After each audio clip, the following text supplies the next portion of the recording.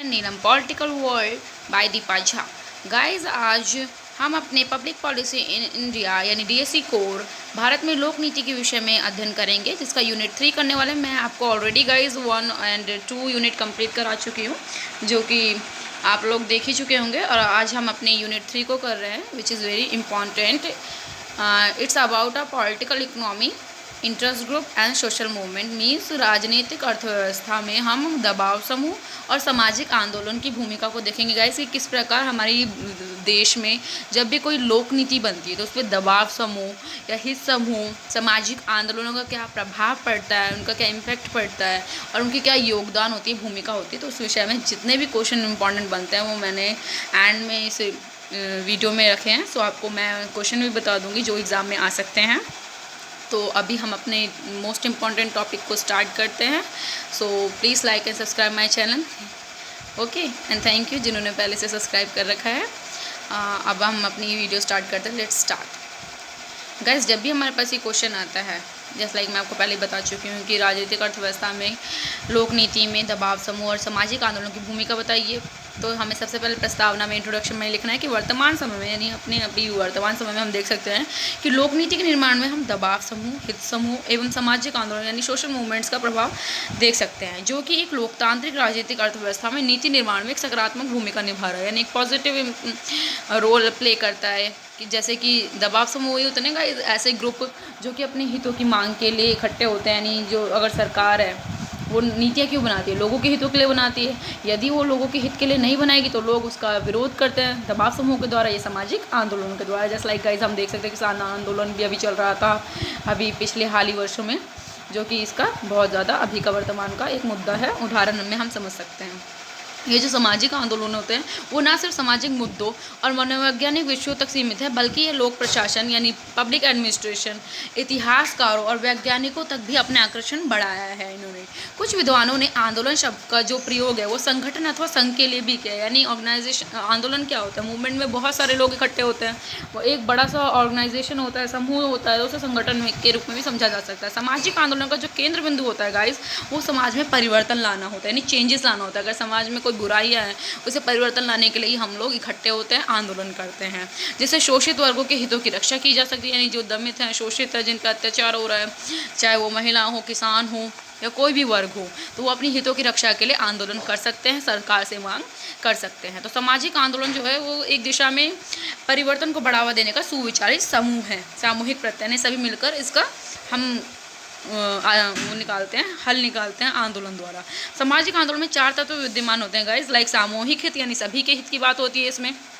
Second, सामूहिक कार्य यानी सभी मिलकर काम करते हैं फिर इस आंदोलन के लिए। और थर्ड है एकजुटता, यानी सभी मिलजुल कर सभी काम करेंगे और सब अपनी मांग को रखेंगे कि हमें ये चाहिए, हमें ये सारी फैसिलिटीज़ चाहिए।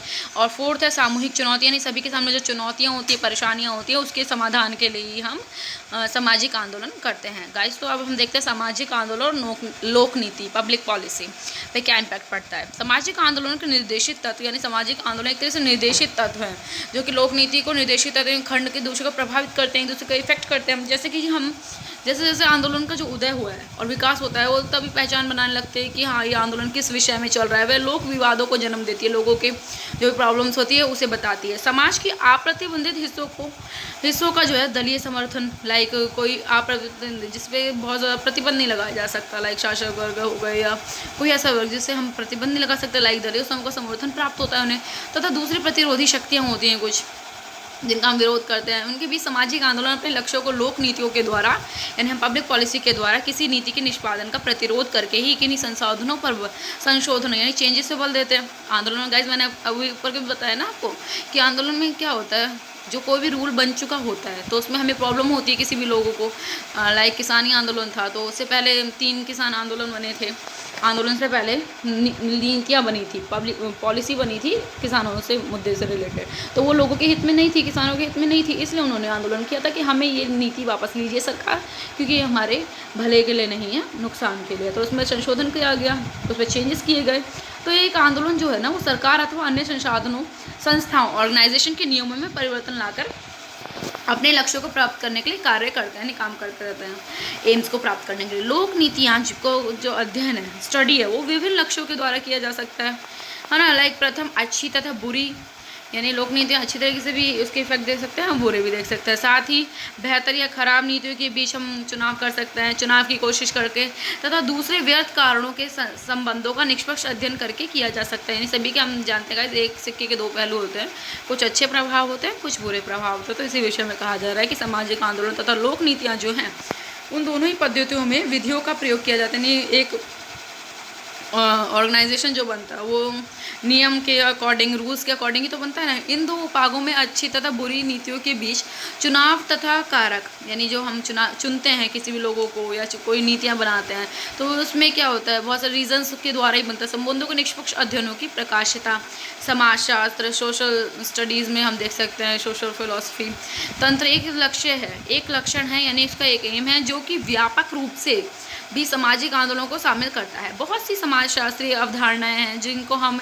इस साध्य मान लेना चाहिए कि समाजशास्त्री अक्सर निष्पक्ष ज्ञान का दावा करते हैं, यानी कि निष्पक्ष एकदम से जिस पे कोई आपत्ति नहीं है, सभी इसका ज्ञान एक नॉलेज है। लोक नीति के विषय में लाइक हम नॉलेज ले रहे हैं अभी, दोनों ही कारणों से अपने लिए तथा अपने आने वाले दिए गए संसाधनों को साध्य कर प्रदान करने के लिए अग्रसर होते हैं। यानी कि गाइस जो भी हम काम करते हैं लोक नीतियों में संसाधनों का तो बंटवारा होता है ना, सरकार जो पूंजी एकत्रित करती है लाइक टैक्स के द्वारा, तो उसी को पुनर्वर्तित करती है, लोगों में देती है सुविधाओं के माध्यम से, जिन लोगों के हित को पूर्ति करना होता है, जो आवश्यकता की पूर्ति करने के लिए सरकार नीतियाँ बनाती है, जो भी हम पहले वीडियोस में पढ़ चुके हैं अपने अच्छे से कि नीतियाँ क्यों बनाई जाती हैं, लोगों के हित को पूरे करने के लिए बनाई जाती हैं। अब जब लोगों के हित की पूर्ति नहीं होगी सरकार की नीतियों द्वारा, तो उसका ऑफकोर्स विरोध किया जाएगा। तो जो विरोध किया जाता है वो कुछ समूह के द्वारा किया जाता है, समूह यानी सामाजिक आंदोलन कहलाता है वो, जब समूह और संघ के द्वारा किया जाता है। तो सामाजिक आंदोलन जो है सामाजिक संरचना की वह उत्पत्ति है जो कि नीति निर्माण को प्रभावित करती है, यानी इफेक्ट करती है। जैसे कि नीतियों के निर्माण में राज्य के मौलिक उद्देश्य होते हैं, समाज व्यवस्था के घट के सामने मौजूदा समस्याएं होती हैं, उनकी प्रॉब्लम्स होती हैं, सामाजिक उन्नति के लिए विकास पर दिए जाने वाले बल को ध्यान में रखकर किया जाता है। बताया तो जाता है कि विकास के लिए बनी है नीति, बट अगर वो लोगों को इफेक्टेड करेगी तो लोग उसका विरोध करते हैं आंदोलन द्वारा। सामाजिक आंदोलन जो कि उनके सदस्यों की संगठित हितों, यानी मैंने आपको पहले बताया इसमें सारे लोग होते हैं, एक मेंबर की टीम होती है, तो उनमें सभी लोगों के हितों व दृष्टिकोणों के द्वारा सामने आते हैं कि हाँ भला ये व्यक्ति या ये समूह क्या चाहता है। नीति निर्माताओं द्वारा बनाई गई नीति में परिवर्तन करने, चेंजेस करने के लिए होती है, तथा नीतियाँ बनाने, नई नीतियाँ बनाने के लिए भी मांग की जाती है, बहस की जाती है सामाजिक आंदोलनों के द्वारा। रखी गई जो कोई भी निष्पक्षता होती है, व्यापक उद्देश्य, बहुत ज़्यादा इसके उद्देश्य जो है व्यापक होते हैं, यानी सभी के हित में होते हैं सामाजिक आंदोलन के। दबाव, यहीं अगर दबाव समूह के हम आगे पढ़ेंगे गाइस, तो दबाव समूह किसी एक निश्चित वर्ग के अनुसार वो कार्य करते हैं, परंतु सामाजिक आंदोलन जो है वो व्यापक स्तर पर काम करते हैं, यानी सभी की भलाई के लिए वो निष्पक्ष रूप से अपना व्यापक उद्देश्य रखते हैं, तथा सामाजिक वर्गों की मांग, उपलब्धता, साधनों को ध्यान में रखकर नीति निर्माता सामाजिक आंदोलन द्वारा सामने रखे गए मुद्दों पर नीतियों का निर्माण करते हैं, है ना सिर्फ नीतियों के निर्माण के बल्कि वक्त ध्यान रखना चाहिए, बल्कि उसके निष्पादन यानी उनके क्रियान्वयन, इम्प्लीमेंटेशन के समय भी हम सामाजिक आंदोलन एक मुख्य निर्धारक रूप में कार्य करते हैं। यानी जब नीतियों का फॉलो किया जाता है तब अगर कोई प्रॉब्लम हो तब भी सामाजिक आंदोलन जो है मांग कर सकता है। अतः सामाजिक नीति जो है, एक सामाजिक आंदोलन की जो नीति है, उनकी विशेष रूप से उनके निष्पादन में सामाजिक आंदोलन द्वारा स्वाभाविकता का होना या ना होना उसके क्रियान्वयन पर असर डालता है, उसकी इम्प्लीमेंटेशन पे इफेक्ट डालता है। जैसे कि किसान आंदोलन पर बता चुके हैं, पहले आंदोलन, फिर उस पर लोक नीति बनाई गई, है ना, किसान आंदोलन है, उस पर लोक नीति बनाई गई, भूमि सुधार हुए, भूमि सुधार आंदोलन देखेंगे, नर्मदा बचाओ आंदोलन, ये सभी आंदोलन हम इसे सामाजिक आंदोलन में ले सकते हैं। अब गाइस है नेक्स्ट टॉपिक हमारा दबाव समूह। इन दबाव समूह क्या होते हैं देखते हैं। दबाव समूह जो है उसका शब्द का प्रयोग हित समूह के रूप में किया जाता है। दबाव समूह यानी एक वर्ग के हित के बारे में बातचीत की जाती है। इसके अंतर्गत जिनके प्रभाव के डालने के तरीके सामान्य माध्यमों की अपेक्षा अधिक दबावपूर्ण होते हैं, यानी वो ज़्यादा इफेक्ट डालते हैं। ये बहुत ज़्यादा लोगों का जो ये समूह होता है दबाव समूह, ये अपने लक्ष्यों की प्राप्ति के लिए दबाव के अतिरिक्त असंवैधानिक तरीके, यानी एक तरीके से आंदोलन, लड़ाई झगड़ा में भी ये लोग हिंसा के मार्ग को भी अपना लेते हैं, इसलिए असंवैधानिक तरीके से बोला गया है ना, अपनाने से भी नहीं हिचकिचाते हैं। दबाव समूह ऐसे संगठन है जो कि औपचारिक रूप से राजनीतिक प्रक्रिया में भाग नहीं लेते हैं, यानी ये फॉर्मेलिटी रूप से जो है ना पार्टिसिपेट तो नहीं करते हैं हमारे राजनीतिक पार्टी में, बट ना ही उम्मीदवार खड़े करते हैं। इसके लिए इसके बजाय ये जो है अपने सदस्यों के हितों की पूर्ति के लिए राजनीति को प्रभावित करते हैं, पॉलिटिक्स को इफेक्ट करता है, पॉलिटिक्स की नीतियों को इफेक्ट करता है। वर्तमान समय में हम नागरिक समाज जो है, जो हमारी सिविल सोसाइटी है, वो संगठनों को प्रमुख दबाव समूह के रूप में देखा जा सकता है। नागरिकों की मांग होती है, वो दबाव डालते हैं सरकार पे कि हमारी ये सुविधाओं को हमें दीजिए, हमारी आवश्यकताओं की पूर्ति कीजिए, क्योंकि अब हम सभी अपने अधिकारों के प्रति जागरूक हैं, तो अब हमारे साथ धोखा नहीं हो सकता है। यही कहा जाता है दबाव समूह के द्वारा। तो दबाव समूह के गाइस अब प्रकृति देख लेते हैं, उनकी नेचर। तो दबाव समूह जो है औपचारिक, संगठित, बहुत ज़्यादा रूप में, बड़े रूप में सीमित, दोनों ही सदस्यता वाले संगठन होते हैं, ऑर्गेनाइजेशन ये भी होता है। भारत जैसे बहुधार्मिक, बहुत हम जैसे जानते हैं हमारा भारत जो इंडिया है, यहाँ पे बहुत सारे धर्म माना जाता है, बहुत सारी भाषाओं के लोग होते हैं, और लोकतांत्रिक देश है हमारा भारत। तो लोकतांत्रिक देश में दबाव समूह की प्रकृति, उनकी विविध लक्ष्य निर्धारित होते हैं, उनके एम्स फिक्स्ड होते हैं कि हाँ हमें किस चीज़ की मांग करनी है। कुछ दबाव समूह जातिगत भी हो सकते हैं, कुछ जाति को ऊपर बढ़ाने के लिए मांग कर सकते हैं, और कुछ लाइक उन उद्देश्य से प्रेरित होते हैं। कुछ सामाजिक संरचना पर आधारित दबाव समूह होते हैं, जैसे समाज की संरचना कैसी करनी उन्हें, जैसे लाइक अखिल भारतीय दलित महासभा या तमिल संघ आदि, ये सही भाषा के आधार पर बने हैं। सेकंड है इसका पॉइंट, दबाव समूह औपचारिक, संगठित, वृद्ध, जो कि हम ऊपर भी पढ़ चुके हैं, बहुत ज़्यादा औपचारिक होता है, ये फॉर्मल तरीके से दिखता है हमें, बड़ा होता है और सीमित, दोनों ही सदस्यता वाले संगठन होते हैं। यानी ये फॉर्मल में भी लोग इनके दबाव समूह में हिस्सा ले सकते हैं और लोगों अपने हितों की पूर्ति कर सकते हैं। राजनीतिक दलों के विपरीत दबाव समूह जो है ना गाइस, वो उनकी कार्यप्रणाली किसी विचारधारा अथवा वैचारिक लक्ष्य से संचालित नहीं होती है। इसका मूल लक्ष्य लोगों के हितों का संरक्षण है ना, लोगों के हितों के संरक्षण करना, उनका अभिव्यक्तिकरण करना, यानी बताना कि हम क्या चाहते हैं, सामूहिकरण करना या सरकार पर दबाव डालना आदि होता है। दबाव समूह की कार्यपद्धति यानी कि कैसे काम करते हैं, तो दबाव समूह की कार्यपद्धति में अपने हितों का प्रचार प्रसार करना होता है। लाइक हम पहले भी पढ़ चुके हैं, दबाव समूह क्या बताते हैं, अपने हितों के बारे में बताते हैं कि सरकार हमें ये चाहिए, हमारे हितों को पूरे करने के, चाहे महिलाओं के लिए फैसिलिटीज़ की मांग करते हैं, या हम देखें कमज़ोर वर्गों के लिए SC OBC ये सभी मांग करते हैं, क्योंकि वो दमित वर्ग रह चुके हैं पिछले इतिहासकाल में, उन्हें इतना अधिकार नहीं था, जिस कारण वो विकास की दौड़ में पीछे रह गए थे। तो इसलिए वो मांग करते हैं सरकार से, और सरकार उनकी मांगों को पूरा भी करते हैं, दबाव में आके कहें या लोगों के हित में आकर। तो सरकार भी इस पर कार्य करती है, किसके कारण, दबाव समूह के कारण। संबंधित लोगों के साथ वार्ताएँ होती हैं, बातचीत होती है, न्यायिक कार्यवाहियाँ होती हैं, प्रदर्शन, हड़तालें, याचना, धरना, पद का प्रस्ताव करना आदि, ये सभी संबंधित होते हैं दबाव समूह में। दबाव समूह अपनी मांगों को पूरा करने के लिए संबंध कोई भी संस्थान होते हैं, संस्थान, ऑर्गेनाइजेशन व सरकार पर दबाव डालते हैं। मंत्रियों व कर्मचारियों को प्रलोभन भी देते हैं, लालच देते हैं, जैसे चुनावों में राजनीतिक दलों को धन व कार्यकर्ताओं को सुविधाएं देते हैं। नहीं, जो हम देखते हैं कितने पार्टीज़ में कितना भ्रष्टाचार भी व्याप्त होता है, तो उन सबको दबाव समूह जो लोकतांत्रिक मूल्य प्रक्रियाओं के लिए सुदृढ़ करते हैं, उन्हें सुधारते हैं कि नहीं आप ऐसा मत कीजिए, आप जो है हमारे भारत के लोकतांत्रिक को मूल्य को देखिए, ना कि ये लालच मत दीजिए, हमें लालच नहीं चाहिए, हमें केवल अपने हित को पूरा करना है, इसके लिए वो दबाव डालते हैं। लोक नीति में गाइस दबाव समूह की भूमिका यानी कार्य, जो हमारा टॉपिक का मेन पॉइंट है, अब हम देखते हैं। फर्स्ट पॉइंट है दबाव समूह आम जनता एवं सरकार के बीच कड़ी एवं संचार के साधन के रूप में कार्य करते हैं। अर्थात हम सभी जानते हैं दबाव समूह क्या बताता है, एक तरीके से कम्युनिकेशन होता है ना उनके बीच में, सरकार के बीच में और लोगों के बीच में, तथा ये लोकतंत्र में व्यापक भागीदारी संभव बनाते हैं, लोकतंत्र को मजबूत बनाते हैं। लोगों के पार्टिसिपेशन से अगर लोग ज़्यादा से ज़्यादा भागीदारी करेंगे, अपने हितों की मांग करेंगे, अपने अधिकारों को जानेंगे, तो इससे क्या होगा गाइस, लोकतंत्र व्यापक होगा, है ना। डेमोक्रेसी में जनता की भागीदारी तो होती है, तो इस प्रकार जनता की भागीदारी से लोकतंत्र हमारा व्यापक होता है। सेकेंड है दबाव समूह जो है सामाजिक एकता के प्रतीक है, यानी एक सामाजिक एकता दिखाता है कि हम सोशल कितनी यूनिटी है हमारे सोशल सोसाइटी में, क्योंकि ये व्यक्तियों के सामान्य हितों की अभिव्यक्ति के लिए जनसाधारण और निर्णय लेने वाले के बीच अंतर को कम करते हैं, यानी जो निर्णय लेते हैं उनके बीच भी जो डिफरेंसेस होते हैं उसे कम करते हैं। अर्थात बातों के द्वारा तो हम कम कर सकते हैं ना अपनी इच्छाओं को उनके तक पहुँचाने तक, तथा पूरे समाज में परंपरागत विभाजन को भी ये कम करने का कार्य करते हैं। जो पहले ज़माने से अंतर देखा जाता था, राजा और प्रजा के बीच जो डिफरेंसेस हुआ करते थे, उस टाइम कम्युनिकेशन स्किल नहीं थी लोगों में, बातचीत का तरीका नहीं पता था, तो वो केवल सहते रहते थे। परंतु अब लोकतंत्र का ज़माना है, तो हम सभी अपनी अभिव्यक्ति करते हैं, अभिव्यक्ति की स्वतंत्रता है, तो हम अपने विचारों को सरकार तक पहुँचाते हैं और सरकार भी हमारे बातों को समझती है और फिर न्याय करती है हमारे साथ। थर्ड है ये है जो समूह है, दबाव समूह एक ऐसे तरीके के संगठित समूह है जो कि अपने समूहों के हितों की सुरक्षा में पक्ष में सरकारी नीति को प्रभावित करते हैं।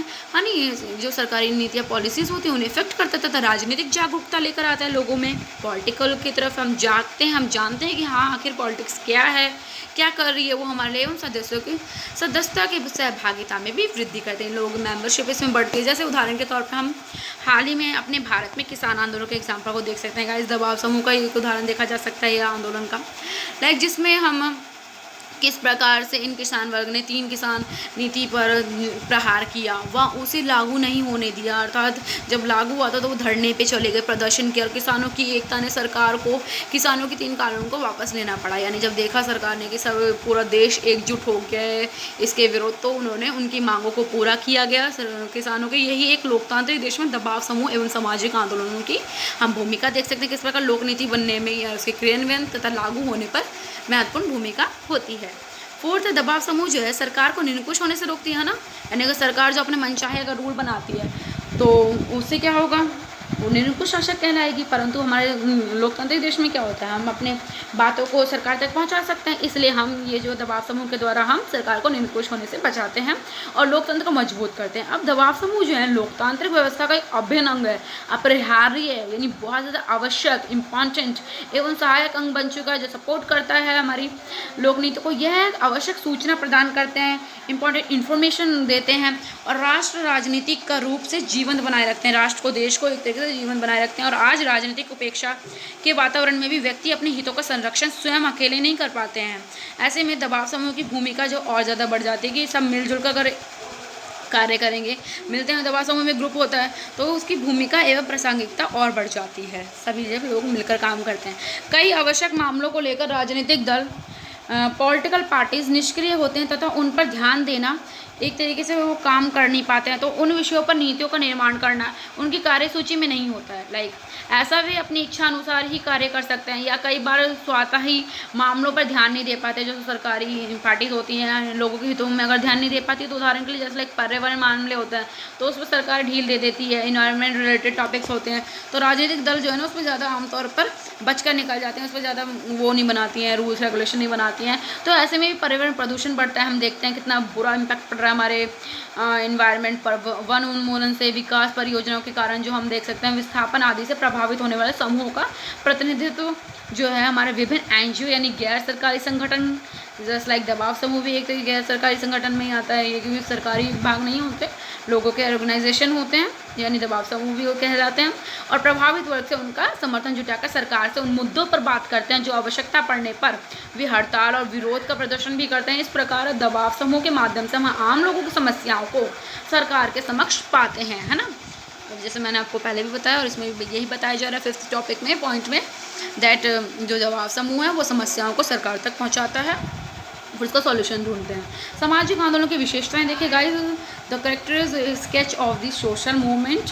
तो एक सामाजिक आंदोलन की जो महत्वपूर्ण भूमिका है वो मैंने अगर लिखी हुई नीचे लिखी, जैसे सामाजिक आंदोलन एक सामूहिक प्रयास होता है, यानी सभी मिलकर करते हैं, ना कि केवल एक व्यक्ति का व्यक्तिगत प्रयास होता है। ये किसी एक व्यक्ति के द्वारा नहीं किया जाता है, ये एक सामूहिक क्रिया पर आधारित होता है, यानी सभी के द्वारा मिलकर किया जाता है। सेकेंड, सामाजिक आंदोलन में औपचारिक तथा अनौपचारिक संगठन द्वारा, यानी फॉर्मल वाले लोग भी रह सकते हैं, गवर्नमेंट ऑफिस में जो सर होते हैं, ऑफिसर्स होते हैं, वो लोग भी इसमें पार्टिसिपेट कर सकते हैं आंदोलन में। यदि उन्हें राजनीतिक दलों के जो नेता होते हैं उनके कार्य पसंद ना आए तो हमारे औपचारिक संगठन वाले सदस्य भी और अनौपचारिक संगठन द्वारा सामूहिक लामबंदी अर्थात सभी का सहयोग मिलना ही इसका अंग जरूरी होता है, इसका एक जरूरी अंग है सामाजिक आंदोलन का। थर्ड, सामाजिक आंदोलन अपने लक्ष्यों तथा उद्देश्यों के अनुसार सोचता है, इनके जो एम होते हैं उसे पूरा करने के लिए विचार पर और नियोजित होता है, प्लानिंग के अकॉर्डिंग ही बनाए जाते हैं सामाजिक आंदोलन। 4, सामाजिक आंदोलन के संगठनों के द्वारा अपनी कार्य नीति यानी जो काम करने की तरीका है, रूल अकॉर्डिंग टू वर्क के प्रयास किया जाता है, यानी रूल्स के अकॉर्डिंग ही काम किया जाता है सामाजिक आंदोलन में। और एक सामाजिक आंदोलन जो है एक विशाल बहुत बड़ा एकता का एग्जाम्पल देखा जा सकता है, जो कि एक विशेष परिवर्तन की ओर निर्देशित होता है ना, जो हमें चेंजेस करने पे जोर देता है। जैसे ये परिवर्तन आंशिक अथवा संपूर्ण रूप से किसी विधान यानी कानून की परंपरा के विरोध में हो सकता है। जैसे 3 तलाक कानून भी है, उसके विरोध में भी हम देख सकते हैं मुस्लिम महिलाओं ने किस प्रकार विरोध किया था। और कानून का जो आंदोलन, नर्मदा बचाओ आंदोलन या निर्भया मुद्दे आदि जो हैं, ये सभी सामाजिक आंदोलन के पार्ट हैं। सिक्स्थ है, अधिकांश सामाजिक आंदोलनों की कोई वैचारिक आधार होती है, यानी उनकी वैचारिकता होती है, इनमें सोच पे डिपेंड करता है। यह विचारधारा ही लोगों को अपनी ओर आकर्षित करती है, उनके आइडियोलॉजीज़ उन्हें अट्रैक्ट करती है तथा अपने विशिष्ट लक्ष्यों की प्राप्ति के लिए कार्य करने को प्रेरित करती है। यानी सामाजिक आंदोलन जो है विचारधारा पे आधारित होते हैं, बल्कि दबाव समूह विचारधारा पे नहीं बल्कि हितों पर जोर देते हैं ना। तो इसमें डिफरेंसेस करने के लिए भी आ सकते हैं, हम आराम से अपने क्वेश्चन में डिफरेंस कर सकते हैं। सामाजिक आंदोलन में सदस्यों की जो सक्रिय भूमिका होती है, बहुत ज़्यादा सहभागिता होती है। वह संगठन में अपने हितों की रक्षा के लिए अपनी मर्जी से आते हैं, वह सक्रिय भूमिका निभाते हैं। यानी कोई भी इसमें पार्टिसिपेट कर सकता है जो आंदोलन के समर्थक हो और सरकार की नीतियों के विरोध हो, तो हम आंदोलन कर सकते हैं। अर्थात गाइस हम निष्कर्ष में कह सकते हैं, अतः अंत में हम कह सकते हैं सामाजिक आंदोलन एवं दबाव समूह के अर्थ, विशेषता एवं भूमिका के अध्ययन के पश्चात हमने सारी उनके वर्क देखे गाइस, उनका मीनिंग देखा, तो हम कह सकते हैं कि इन दोनों यानी दबाव समूह और सामाजिक आंदोलन का राजनीतिक अर्थव्यवस्था, एक पॉलिटिकल इकोनॉमी में, लोक नीति के निर्माण में, उनके बनाने में, क्रियान्वयन या लागू होने में विशेष भूमिका होती है। यह भूमिका जो है एक लोकतांत्रिक डेमोक्रेसी देश की शक्ति की और भी और ज़्यादा मजबूत कर देता है, सुदृढ़ करती है शक्ति को, क्योंकि यह आंदोलन जो है एवं दबाव समूह सुधारात्मक लक्ष्य पर आधारित होते हैं, यानी सुधार करने पर आधारित होते हैं। समाज में व्याप्त बुराइयों को अंत करने के लिए बनाए जाते हैं सामाजिक आंदोलन दबाव समूह, अर्थात नीतियों के द्वारा किसी का भी हित प्रभावित ना हो, सभी के हित की पूर्ति होनी चाहिए, उसकी देख रेख रखते हैं एवं एक गैर सरकारी संगठन के रूप में, एक NGO के रूप में, नॉन गवर्नमेंट ऑर्गेनाइजेशन के रूप में लोक नीति के निर्माण में महत्वपूर्ण भूमिका अदा करते हैं। अतः आगे हम देखते हैं सामाजिक आंदोलन जो है सामाजिक न्याय प्राप्त करने के लिए, है ना।